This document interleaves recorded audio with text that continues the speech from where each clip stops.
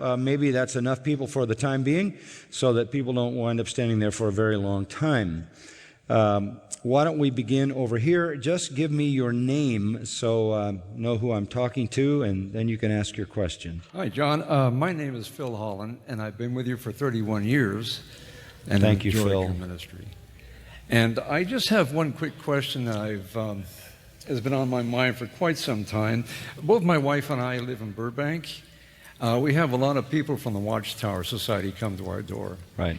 And I have such a great compassion for these people that I actually invite them in so we can talk and I can get a chance to share the gospel. And my question was out of course, John's second epistle in verse 10, if anyone comes to you and does not bring this teaching, do not receive him into your house and do not give him the greeting. And then John goes on and on. How would you respond to that? Well, we have to respond. A good question, Phil. We have to respond to that in its context, okay? In the period of the New Testament and after and before, there were itinerant teachers. Basically, people traveled around and taught and preached.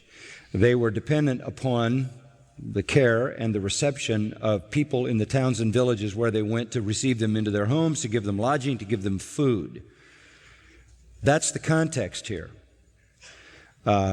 What John is saying is, when an itinerant teacher comes to your town who is not faithful to the gospel, do not provide for him a home, a place of reception.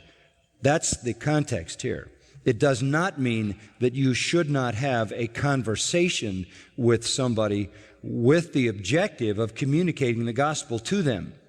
In fact, Jude tells us that we need to snatch people like brands from the burning without getting our own garments burned, or we need to reach down for people who are corrupted without staining our own garments. So you remember perhaps the best illustration of this, of course, on the positive side would be Jesus sending out the 70 in the New Testament and saying, wherever you go, where people receive you into their home, give peace to that home.